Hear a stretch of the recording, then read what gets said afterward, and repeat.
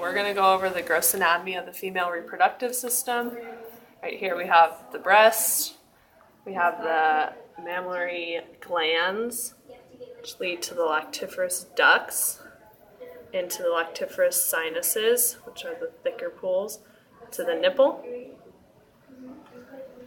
And as we come over here, just to get some basic structures, we have the pubis symphysis, urinary bladder, uterus, rectum.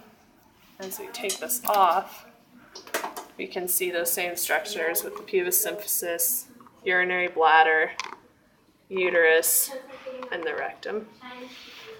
Coming back towards the pubis symphysis, it's a good starting point and landmark.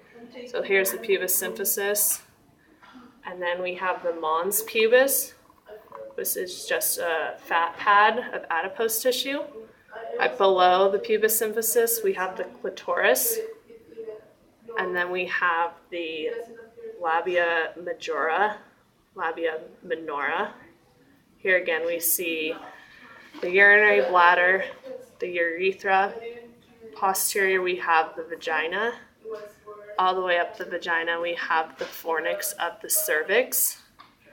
And then we enter into the cervic canal. We can't see on this model, but you have the internal and external os in the cervix. Going into the uterus, we have the myometrium. The innermost layer is the endometrium, which contains the stratum functionalis and the spiral arteries. And then the outer layer is the perimetrium. Posterior, we have the oviduct.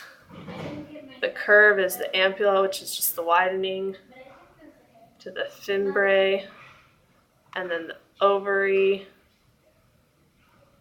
and then covering all of it, which you can't see in this model, is the broad ligament.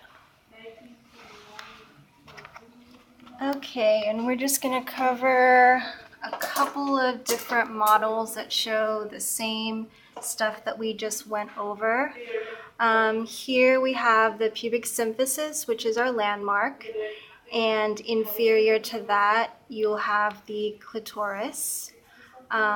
Here is the urinary bladder, once again, the uterus, and the rectum, just to show you the larger structures. And once again, just briefly covering over some of the stuff we discussed, we have the labia majora, labia minora.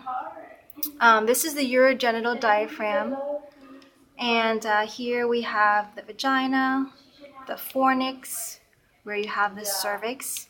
Here you can actually see the cervical canal of the cervix with the external os and the internal os. And inside the lining of the uterus, you have the endometrium.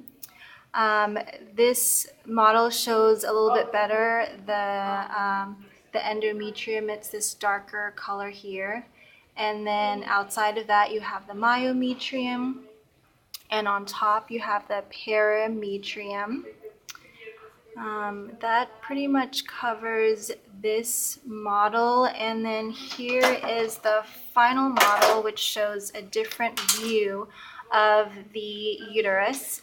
Outside here we have the broad ligament, which is just the peritoneum covering the reproductive organs here. So if we open this up, we can see the vagina, the fornix once again, with the cervix. Here we have the cervical canal, the external os, the internal os, opening to the uterus.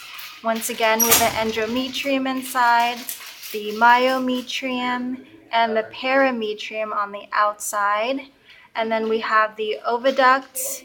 You can see the ampulla a little bit better on this model, the fimbriae, and here we have the ovary, and that pretty much covers the gross anatomy.